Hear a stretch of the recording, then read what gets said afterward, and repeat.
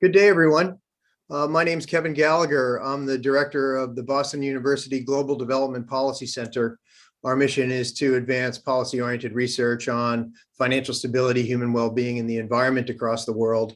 And today we're here hosting yet another Global China Research Colloquium.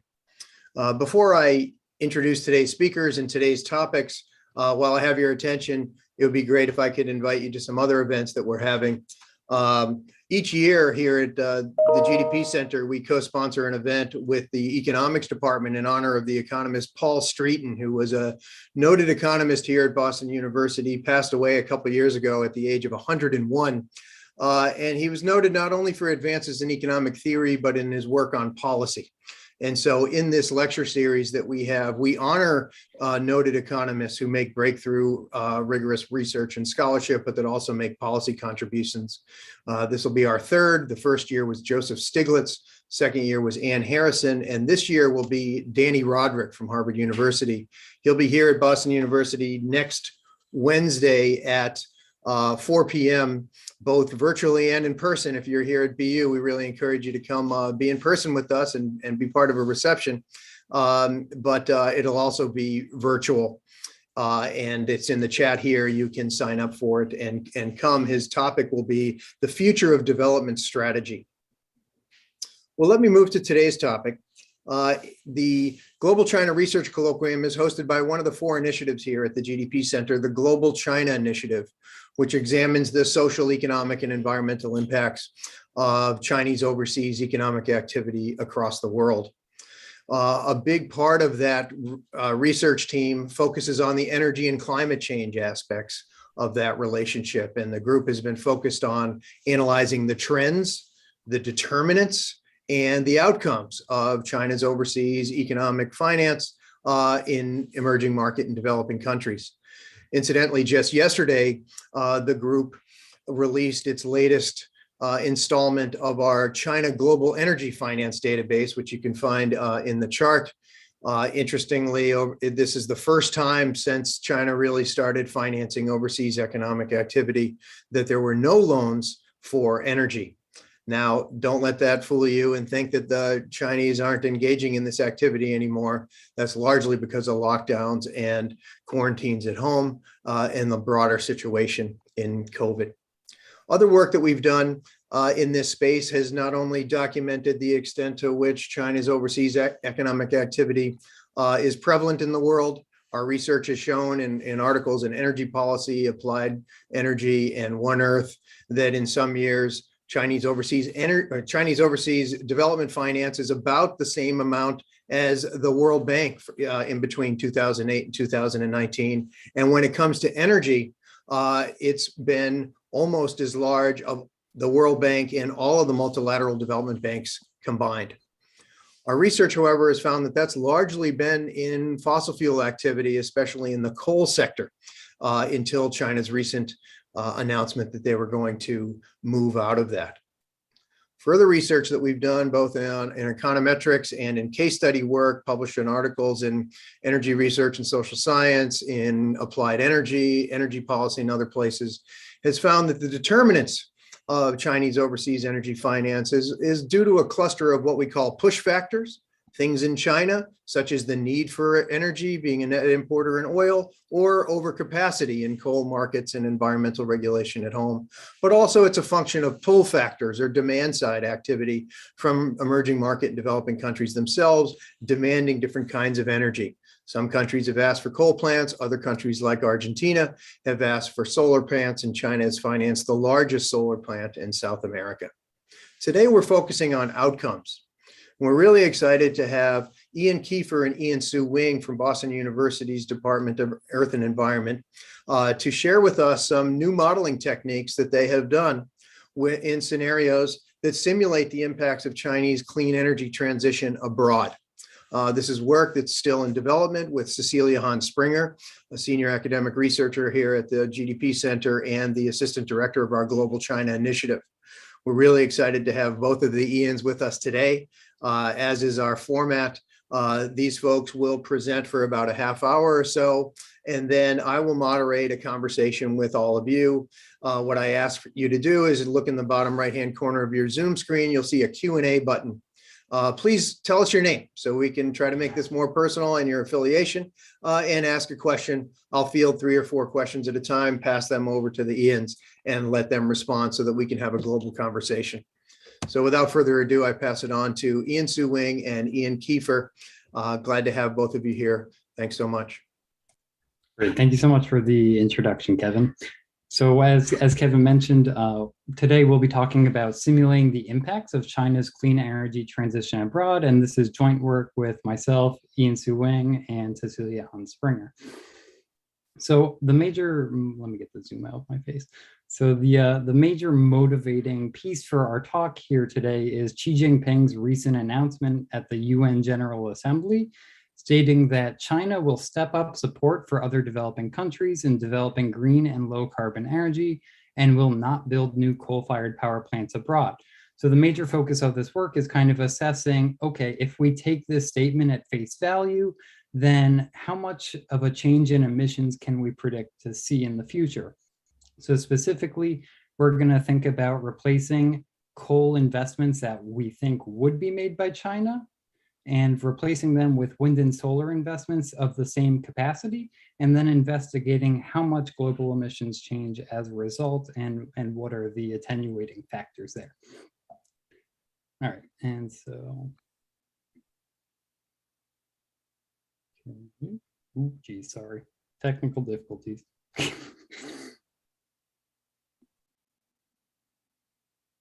Okay, you're good to go, Ian. Thank you. So the method that we use is a computational general equilibrium model. These are computer-based simulations of the economy that capture the 3 conditions of general equilibrium that go all the way back to Leon 1 Ras. Those 3 conditions are somewhat technically wonkishly named zero profit, market clearance, and income balance. And these models, though large, are basically a system of 5 inequalities that relate the price of goods to the cost of production in firms, where firms use inputs of goods and factors, and they choose their levels of inputs and their level of production according to the output market that they face, and households choose their demands for goods produced by the firms as determined by their preferences. For market clearance, this is a set of conditions that correspond to what most people think of as general equilibrium, in the sense of supply equal demand. But for firms, that means that their level of activity and their supply into the market has to balance all demands, domestic and foreign, from firms within their own domicile, households within their own domicile, and firms and households abroad. And also, crucially, as we will see in the next slide, factors have to obey these supply and demand conditions as well, in particular labor and capital that are owned by the households in each region of the world satisfy the demands for labor and capital inputs by the firms in their own domicile. Crucially, models of this type tend to have factors sticky within their own region, and we relax that assumption to simulate China's foreign direct investment and the movement of capital overseas. Finally, there is the condition of income balance, where the value of factors rented out to firms redounds to households, and households use that income to purchase the goods and services that generate utility for them. Typically, this system of 5 very large vectorized equations is solved for the prices of goods and factors, the levels of activities of the various firms, and the level of household income. Next slide, please.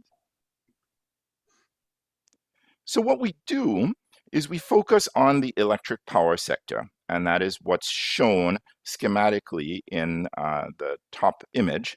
Electric power is in each of the 34 regions of the model disaggregated into a bunch of individual technologies. This is the kind of work that needs to be done to represent the changes in FDI that are specific to different power technologies across the world. In particular, if you look at the two ends, the left and right ends of the continuum of technologies that we represent in the model, we are looking at swapping out investment in coal for an equivalent megawatt basis of investment in wind and solar. And so electric power as a production technology is generated from 7 discrete generation types. Each has its own technology-specific capital that's modeled as a separate regional endowment. And regional technology-specific endowments expand to 2030 according to projections from the International Energy Agency and as augmented by growth rates for the shared socioeconomic pathways. And we adjust those gross investment targets to match the range of IEA and SSP projections for solar and wind generation. There is a certain amount of that capital, as shown in red in the figure, that is provided by China. And we use databases from the Global Development Policy Center, their energy finance databases, and their China FDI databases to disaggregate the amount of technology of coal technology, wind technology, and solar technology that in the various regions around the world, China would be responsible for through loans, multilateral investments, this type of thing. Okay? So we have two scenarios, a baseline scenario in which China continues investing in technology as it has before, and that generates a certain amount of net capacity growth between the benchmark data that we have in the Global Trade Analysis project for 2014 capacities. And then there's some projection of China's response to 2030. In a counterfactual scenario that we simulate and we want to understand the effects of, we zero out the 2019 to 2030 component of FDI from China in coal and take the equivalent megawatts and reallocate them to expansion of solar and wind capacity. This is going to give rise to effects that are not just isolated within the technologies in question or within the electric power sector itself. In particular, if you reduce the amount of capital in coal, you're going to decrease the demand for coal as a fuel to be burned to generate that electricity. That's going to have a feedback on coal prices, and it's going to also change the relative price of coal in respect of oil and gas as well, giving rise to potential changes such as rebound that depend on the fossil fuel intensities of other sectors and of households in the regions where the shift in technology capacity is occurring. Then itself within the electric power sector, there's going to be technology substitution.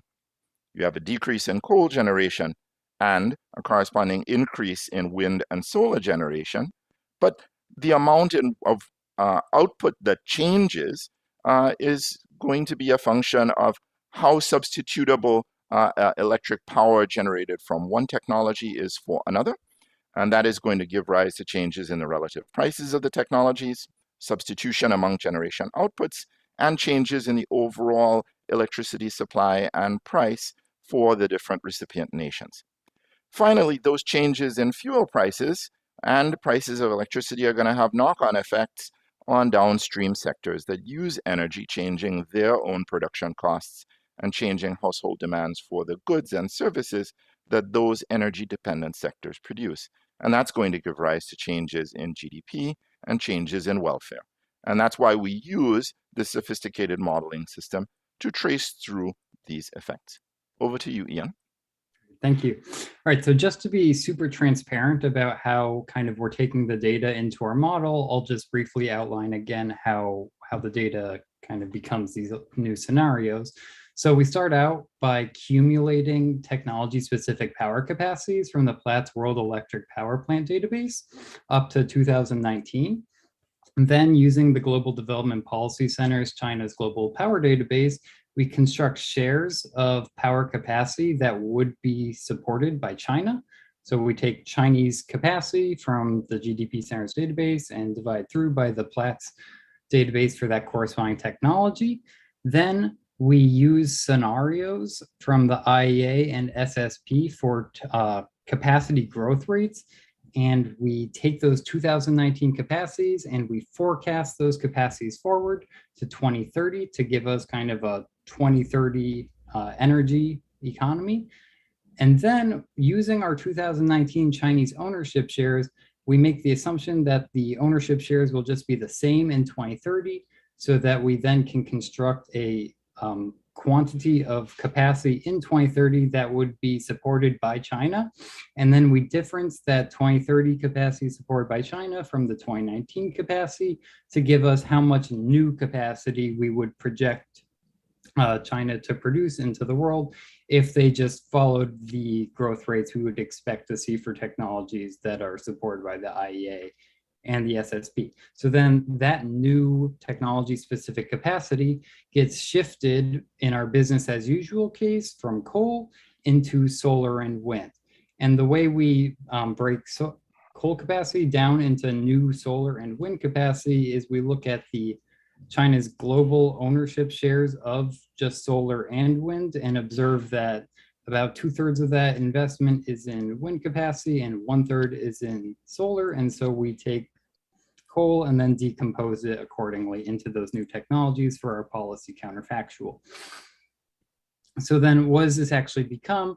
So Ian mentioned that there's about 34 countries or regions in our model. Not all of these regions obtain some sort of energy finance from China. So there's only impacts on specific regions. And here I've outlined some of the most major countries of interest where China has historically done a lot of coal investment, and correspondingly, these are going to be the places that have the biggest changes in coal capacity when we do our policy counterfactual. So across these 7 development scenarios coming from the IEA and the SSP, on average, we have about 10 gigawatts of coal capacity that will be displaced into new solar and wind capacity. And then within our table, we see that for Indonesia, Vietnam, and India, these constitute a roughly like 9,000 or so megawatts of coal capacity being displaced. But the share of actual coal capacity within a country that's being displaced can be pretty dramatically different. So 3,000 megawatts of coal being translated into solar and wind for Indonesia translates to a 7% change in Indonesia's total coal capacity in 2030. And similarly for Vietnam, that's about 11.8%.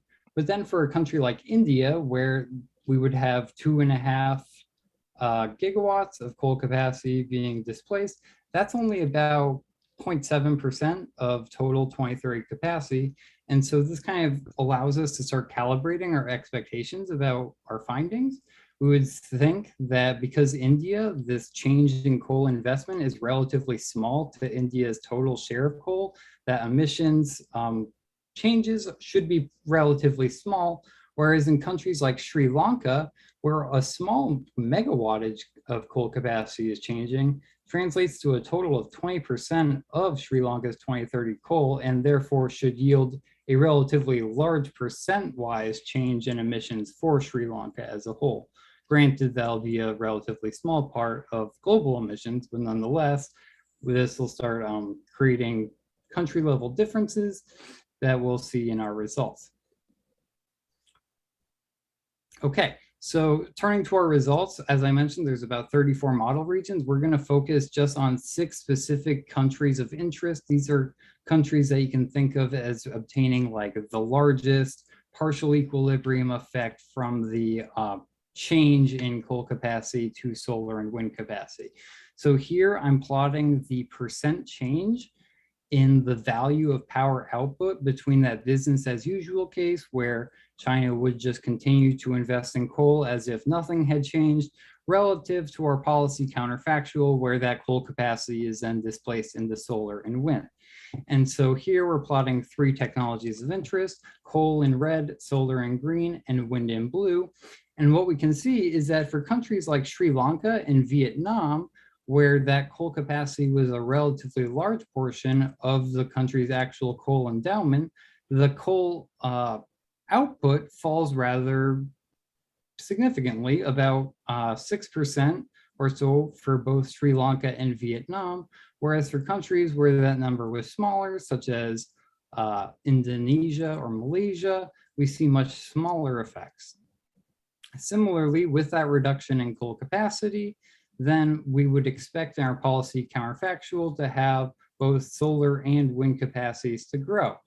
And that turns out to be the case, especially in countries such as Vietnam, where capacities for solar and wind grow by about 10% and 2% respectively, and about 4% and 2% for Indonesia.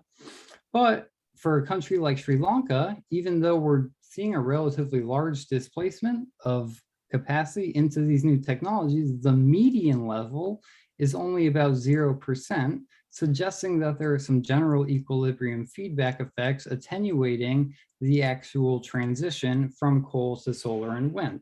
And these sort of feedback effects are kind of the things that we really need to focus on if we're going to design policies that kind of reduce global emissions effectively.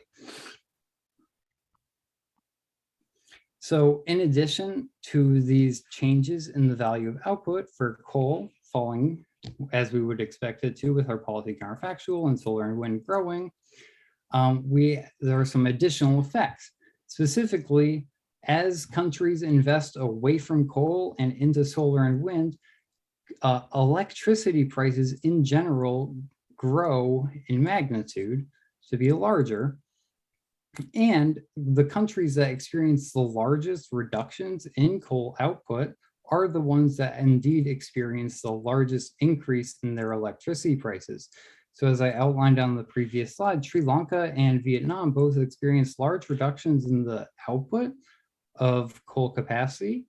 And in turn, they're obtaining the largest increases in electricity prices. We see that electricity prices are about 1% higher in Sri Lanka and about 2% higher in Vietnam. And these prices will then drive other general equilibrium effects throughout the global economy. Turning now to emissions. So now I'm again plotting percent changes between our business as usual case and the counterfactual case where coal investment is translated into solar and wind capacity. We can see that as expected, when we decompose emissions by sector, so that here, like the red bar would be household emissions, the green bar would be non-power sector emissions, and then the blue bar would be power sector emissions, we see that the reduction in coal capacity and the increase in solar and wind capacity changes emissions primarily through the power sector, that blue bar, which is what you would expect. And so again, Sri Lanka and Vietnam were the countries that experienced the largest reduction in coal output. And in turn, they experienced the largest reduction in emissions from the power sector. These effects are relatively smaller in other countries because coal capacity is, although it shrinks, it's a relatively smaller share. And then there are some general equilibrium effects that are suppressing that initial reduction of coal capacity and the effect it has on emissions. Then what we can also observe is that for some countries, when power capacity shrinks and electricity prices increase, this gives rise to some substitution across sectors within the economy. This can be seen most clearly in the case of Vietnam, where coal capacity falls and therefore emissions in the power sector fall. When we see then that electricity prices go up, firms substitute away from electricity using technologies. And as a result, we also observe a reduction in non-power sector emissions of about 0.5%. So keeping track of these sorts of substitution effects is one of the major reasons we use the general equilibrium model to analyze the effects of the transition from coal to solar and wind. These effects also persist for some of the other countries, but their effects are relatively small due to the relative size of the investment being made. and as a result, the lower changes in electricity prices. So if we aggregate up these total emissions changes at the country level, we observe that shifting from coal to solar and wind investment by China yields a reduction in global emissions on the order of 0.01%, which is comparable to the emissions of Puerto Rico. Furthermore, these reductions in emissions changes spill over into other sectors, such as in Vietnam. So even though power sector emissions are the primary thing to fall, they can also yield a catalyzing effect in other sectors, driving further reductions in emissions. Turning now to GDP by region and sector. So once again, I'm plotting percent changes between our business as usual case and the counterfactual policy case. And here we're plotting different sectors of the economy. So I've aggregated consumption, investment, and government spending up into this red bar on the plots. And then exports are captured by the green bar and imports are plotted by the blue bar. And then GDP in total is captured by the purple bar. We see that for countries like Indonesia, Malaysia, and Pakistan, the change in investment behavior has a relatively small effect on the power sector and in turn offers a relatively small effect on GDP across the country as a whole and total. However, it's worth noting that in Indonesia, exports are going to increase as a result of this shift in policy and imports are going to fall. Then for Sri Lanka and Vietnam, where we saw increases in power prices being rather large, we observe that's affecting consumption, investment, and government spending. These things fall as a result of the shift in investment behavior because people are spending more money on electricity, so they have less money to spend on other consumption. And we also observe that exports are going to increase for these countries and imports are going to decrease. And I'll say a little bit about that on the next slide. But in addition, it's worth noting that total GDP for these countries on average is also going to fall. And a lens to once again think about this through is the fact that we expect that electricity prices are going to grow up. That affects levels of income and in turn drives down GDP and welfare correspondingly. So overall, the shift in investment behavior drives minor welfare losses that are similar to these small percentile reductions in GDP, which are on the order of a bit less than 0.1 percentage point. And also that, as I mentioned, we see changes in the behavior with respect to exports and imports. We observe that in Sri Lanka, the change in exports is in part driven by a change in exporting and importing behavior with respect to coal. So in Sri Lanka, we observe a 3% reduction in imports of coal. And in Vietnam, we're going to observe a 2% reduction in coal imports as these countries start to transition away from those technologies. And for Vietnam, we'll actually witness Vietnam became a major exporter of actually coal in our policy scenarios. So they're going to now grow to export 2% more coal in our policy counterfactual as a result of the shift in investment behavior. So as Kevin mentioned earlier, this is a work in progress. As I've kind of laid out, we see some reductions in emissions and corresponding general equilibrium effects that in some cases attenuate the impacts of what we're seeing. Overall, welfare falls modestly, but so do emissions, which are not really captured in our welfare calculation. So that's something important to consider. Next steps in this project entail finalizing our 2030 model calibration. There are some particular regions, such as India, that have power capital that is just too active relative to what IEA and SSP projections would suggest. So we're going to go back and do a little bit more calibration work to try to get these two things to talk to one another a little bit more. there's a bit of a difficulty in our approach because we're taking changes in coal capacity in megawatts in the data and trying to convert those into levels of capital in dollars in the model. And so there's a bit of calibration work to be done there to make everything kind of line up correctly. But that we're more or less done with that. And then next steps for this project really entail further expanding our counterfactual policy scenarios.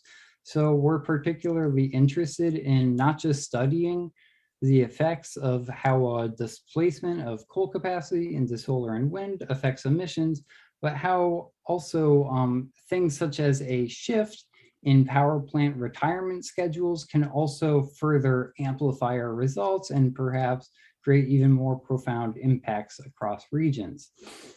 And so we'll be working on studying that in the near future and hopefully have some information out on that soon.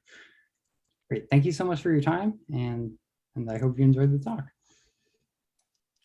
Thanks so much for this pioneering work, Ian Soo Wing and Ian Kieffer. As I mentioned in the introduction, let's now have a global conversation. If you look in the bottom right-hand corner of your Zoom screen here, you'll see a Q&A button. Please introduce yourself with your name and affiliation and ask a short question. While you all are thinking about different questions to ask, I've asked Cecilia Hunt-Springer here, the Assistant Director of our Global China Initiative, to kick off the questions. Thanks, Kevin. Yeah, and it's been really great to share this research. So I hope we get lots of interesting questions. One thing I just wanted to highlight and also pose to Ian Soo Wing and Ian Kieffer is that the overall emissions effect between the business as usual and counterfactual scenario is low, but not insignificant. And I think a lot of this may vary across regions. So I was wondering if you all could talk about how and why this emissions effect might vary across regions given the small overall global number. And also if you could sort of explain and expand how some of the policy scenarios that we might evaluate in the next steps, such as early retirement or overall fossil fuel swaps, might change this overall result, like how those policy scenarios would propagate through the general equilibrium effect. So, yeah. Ian, it would be great. I'll take a couple and you can answer them in clusters if that's okay. The next one is from Ranping Song from the Sequoia Climate Fund. Ranping says the study compares scenarios between investing in coal versus reallocating those resources to renewable energy. However, given that China has announced to stop overseas coal construction, will you compare scenarios between no coal but no additional renewable energy with no coal and reallocate renewable energy? Next question is from Rebecca Ray. She's an economist here at the Global Development Policy Center. She asks, thanks you for a great, fascinating presentations. In countries like Vietnam, where large negative economic effects are expected, do you think these impacts are likely to create policy pressure to boost low electricity export sectors like palm oil with their higher impacts on land, water, and indigenous rights? And there was one by Raul Liebert who asks, why in the counterfactual is the group just focusing on repurposing coal finance for wind and solar? What about other cleaner fossil fuels and nuclear energy? Why don't we take that cluster, and I welcome everyone to add more questions and affiliations. We can hopefully do a couple rounds in the next 25 minutes. Back over to you, Ian and Ian. You want me to go? I can take a stab at these. So I think the questions about the spillovers amongst sectors are really, really interesting, and we haven't focused on them in this study because we haven't thought carefully about the design of those scenarios, and I think the results that we have showed, first of all, yes, that there are likely to be these general equilibrium spillover effects. Yes, they are concentrated in the countries where emissions are a smaller, where coal, pardon me, is a larger share of the total electric power, and that there are going to be effects outside of the electric power sector. But when you do this work, what we found in doing this work is just thinking about what plausible reallocations might be like. There were a lot of details that we realized as we started we had to pin down. And so if there are going to be, for instance, investments substituted out of coal and into bioenergy for palm oil, we would have to come up with a better representation of that are in the model right now. And so for bioenergy, what you'd need is something that looks like a forest resource, and I would imagine the environmental tension is between some natural capital that is there, and the conversion of that natural capital to be a feedstock to produce electric power, or in many cases, liquid fuels. And so what we'd have to do is to try to figure out how to insert that natural capital in the economic accounts, which the Global Trade Analysis Project does not really do. So that's quite an undertaking. It may sound simple, but it's quite an undertaking because of the need to reconcile the non-market inputs with market activity. In terms of other technologies such as nuclear, we would have to think carefully about how to represent the diversion of coal capacity or any other kind of capacity to nuclear in terms of ownership shares and how large those projects would be.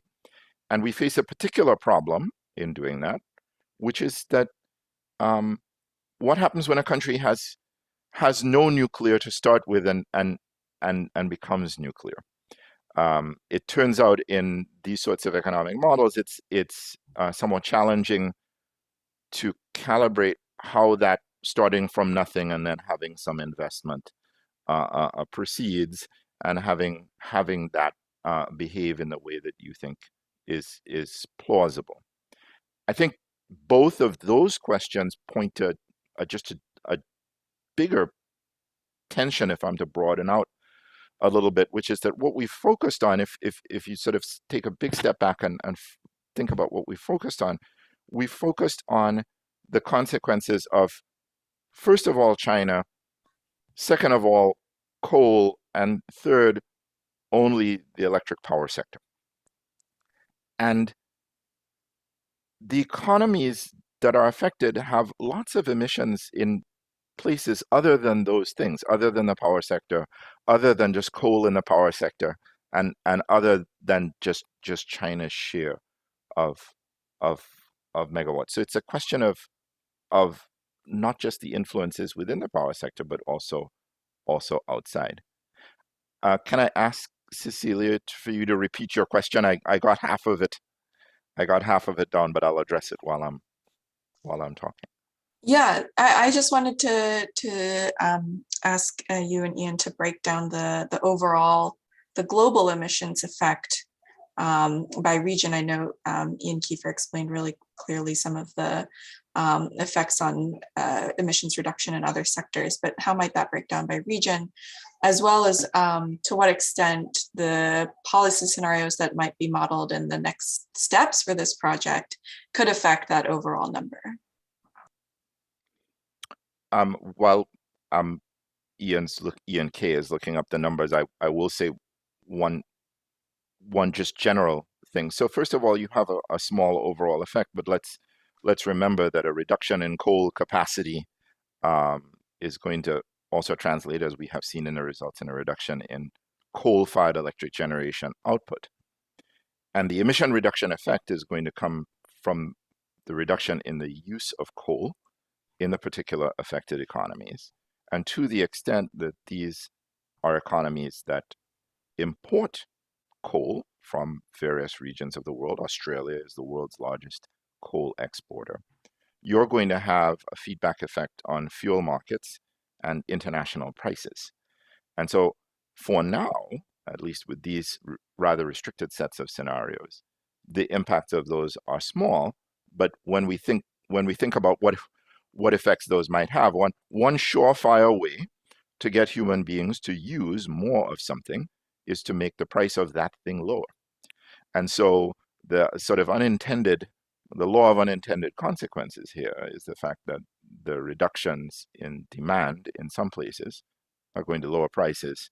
And that's going to, depending on your trade elasticities, correspond to increases in demand in other places in the world. That's also going to have an effect not just for coal, but more detailed effects on markets for other fuels. And so to the extent that oil and natural gas are traded, and this comes back to the question about other, shall we say, less dirty fossil fuels, their general equilibrium feedbacks on those markets. It crucially depends, and we have put much less effort into looking at the detailed structure of how those markets will evolve to 2030. It's going to depend on what those markets look like and how much substitution there is, how much possibility there is to substitute. And in particular, coal is in many parts of the world confined to the electric power sector. But as we all know, natural gas is both used by electric power and as an industrial feedstock, and in some places in the world, it feeds automotive transportation. And so these sorts of feedback effects are ripe for being traced through, and this is work in progress. So this is one thing we definitely want to look into more. Ian, do you have more specific to add? Yeah, just to follow up. So as we were mentioning with kind of the shifts in global trade that might result for these energy commodities. So we do see kind of these partial equilibrium effects where emissions fall in the countries where coal gets shifted out, and wind and solar are the replacement. And then as a result, other countries that were not directly impacted by China's finance do then have perhaps an impetus to import that coal that these countries perhaps no longer want, and then can in some instances drive up emissions in other regions. And so currently within our model, what we're seeing is actually in some of the more developed, more richer countries, that they're actually, according to our model, starting to use more coal in their production, and that's actually driving up some of their emissions in general as well. So that's kind of like a competing factor on the global emissions. We see reductions in the countries that are impacted as at a first order, but then there's a second order effect of other countries perhaps then becoming dirtier in their own usage. And the question to how much that actually becomes a reality depends kind of partially on how countries respond to those things policy-wise, which is only partially fit into our model. I wanted to also respond to Rebecca Ray's comment about palm oil usage in Vietnam and similar stories. And I think that's really important. So in these countries where we see electricity prices growing, that is going to lead to substitution away from energy-intensive goods that require a lot of electricity and towards other goods that require less electricity. So if palm oil is relatively energy non-intensive, then we would expect, if electricity prices to go up, for those industries to indeed grow. And lastly, in terms of additional scenario considerations, yes, so far we've been focused mainly on just the story of, okay, replace coal capacity with solar and wind capacity. I think it's also could be very worthwhile to just try to explore what's the direct effect of just reducing coal. So if China stops investing in coal and there is no replacement investment, what would that effect be? Because that gives us an avenue into examining how then just the introduction of new renewables also drives effects. And so that's definitely something worthwhile that I think our group should consider following up on. And then Ian kind of talked about some difficulties with exploring other counterfactuals, but we're open to them. Another possibility is possibly just stopping all like Chinese dirty investment into fossil fuels. So if we stop coal, oil, and natural gas investments, how does that affect compared to just coal? And intuitively, we'd expect some more profound effects in kind of energy trade markets. And that could be interesting to explore as well. Thanks so much, gentlemen. That last counterfactual would be really interesting. We have a question from Joshua Clem. He's from International Rivers and notes that we've seen Chinese overseas investments in hydropower decline over the past couple of years, in part over environmental and social impacts and conflicts, he says. Any thoughts on the likelihood that coal financing might be invested in hydro? And if I could take a chair's prerogative and make a comment and ask a question, I'll start with the question. I found it interesting that that the dynamics find that Indonesia will boost exports, knowing that Indonesia is a major coal exporter. As a matter of fact, right now they're really surging in the world market at the moment. And so I just wondered, in the weeds there, what do you think accounts for a surge of exports from Indonesia? And then the other one is just a comment for the audience. Ian Su Wing was correct in saying that that these seemingly small impacts are due to the fact that yes, China's a large financier, but it's just in the power sector, just in the coal in these countries. And to me, that's what makes this whole thing so striking, because that means it's actually relatively big. To sort of put this kind of modeling exercise in context, the Trans-Pacific Partnership Agreement, which is basically the largest trade liberalization project of the 21st century, the same modeling approach found that the impacts would be 0.1% on global GDP. And so if the biggest trade agreement of the 21st century is going to find a 0.1% bump in GDP, just this sort of relatively micro injections of investment are having relatively profound impacts. And of course, this is a global model, so it's aggregated across the entire world. And it's great that these gentlemen have sort of zeroed in on some of these coal countries where you do see some significant variation across there. So question about Indonesia and a comment about more for the audience. Don't need to tell you folks how CGE models work, but just to put the sort of magnitude in context. And don't forget the international rivers question, and Cecilia or I might be able to help you with that one if that's not really in your wheelhouse. Ian, do you want to respond to the hydro question? Sure. We have not looked specifically at hydro.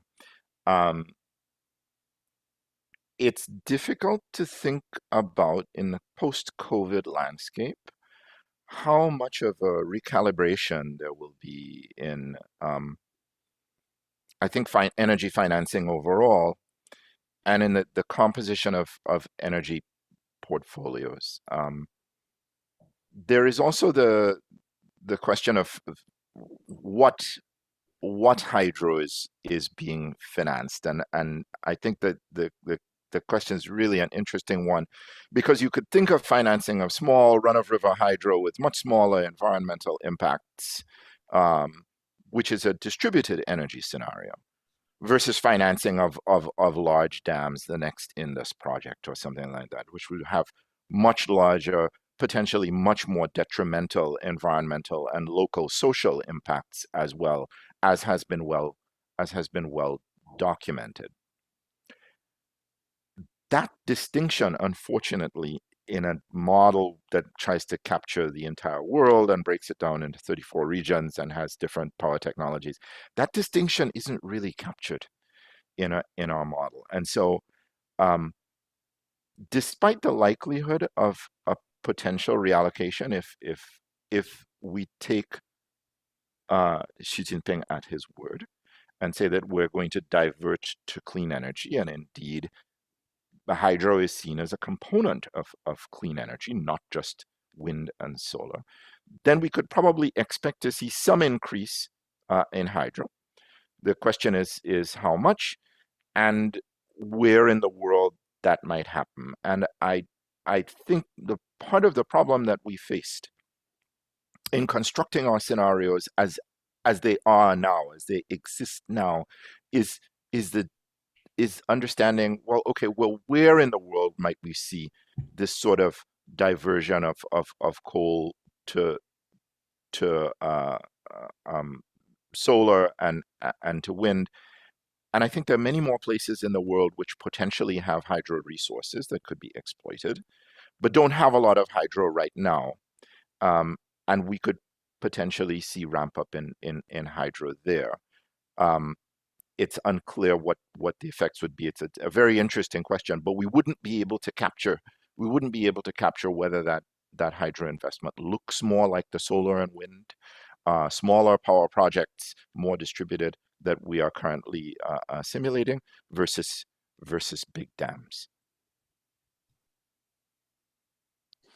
And to comment on the question regarding the exports in Indonesia, yeah, so Indonesia's exports grow, and they are a major coal exporter, and this can be understood both through the general equilibrium and the partial equilibrium channel, I would say.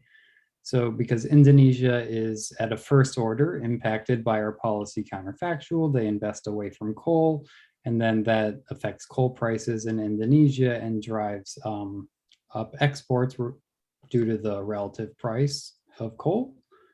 And then also, because other countries are also kind of divesting away from coal, that shifts demand for coal in other countries, and they respond to that price and then are more willing to purchase coal as well from Indonesia. So we can kind of see this as a two-pronged increase in the exports of Indonesia here. And yeah, and so diving more into these kind of trade channels and their impacts on global energy markets is kind of also a major next focus of what we're doing. We're kind of just digging into kind of the impacts of how coal prices will drive coal trade throughout the world and what the corresponding impacts will be now. And if I may just jump in on this, Kevin, you asked about Indonesia, which is already ramping up its exports of coal, but sort of one of the bellwethers of this is actually a much smaller player, Vietnam. And what we see is this reversal in Vietnam turning, it's much closer to the border. It turns from a net importer to a net exporter. So in these sorts of models, there is intra-industry trade in the sense that countries can both import and export the same type of good. And we see this all the time. This is a feature of the international trade system. And so we do see some imports and exports of coal from Vietnam. And the size of the change in Vietnam's coal capacity is enough to shift the balance on net. There's still bilateral flows, but the outward flow just becomes bigger. And so these sorts of changes manifest themselves across several regions simultaneously. Great. Let me piggyback on the hydro question for the questioner, and then we'll close out today's session. On the hydro, to put in one more plug for our China Global Energy Finance database that we released yesterday. If you look at it over time, it is true that hydroelectric power is one of the largest places where China has invested. The design choice, why we didn't put that in this particular set of simulations, is that if you look at the spatial distribution of that hydro investment, it's big chunks of it are in, say, Indonesia and in the Andean Amazon and Brazil, where hydroelectric power plants, and again, this study is a climate change study, not looking at the broader land use and social and environmental issues, but just on a strictly climate change, scientists have shown that hydroelectric power plants and the direct and indirect impacts of them in those tropically deforesting areas have the kinds of emissions as coal and gas. And so we didn't see that as aligned with Xi Jinping's pledge, and therefore it wasn't in the, at least the first run of scenarios. You could potentially, in the manner that Ian-Soo Wing mentioned, talk about a different kind of hydro that would truly be low carbon in the modeling exercises. Well, I really want to thank you folks for sharing your preliminary work and your methodology. This is groundbreaking from general equilibrium sort of modeling analysis in general. And when finished, we'll definitely break ground into sort of our understanding of how to analyze the impacts of not just Chinese overseas investment, but investment flows around the world. And just imagine if China's having this impact, if all the multilateral development banks in the world agreed to make some sort of a shift, then we might actually see things that would make the Trans-Pacific Partnership Agreement look quite small. Before I let you all go, I want you to invite you to the next Global China Colloquium. That one will be on Wednesday, April 20th. Speaking of Indonesia, that'll be with some of our partners at the University of Indonesia's Research Center on Climate Change. They will be presenting work called A Spatial Environmental Assessment of Select Belt and Road Initiative Projects in Indonesia. This is a spatial analysis of what the impacts of Chinese projects in the Indonesian forests are on land use change and deforestation and indigenous peoples. And again, as I said before, really invite you all next week on Wednesday for our annual Streeton lecture with the economics department, where we'll have a fascinating talk, I'm sure, by Danny Roderick from Harvard University. That's 4 p.m. You can find all that on the events page at the GDP Center webpage. Thanks again to Ian-Soo Wing and Ian Kieffer. Really look forward to this paper with Cecilia Hans-Springer, and have a wonderful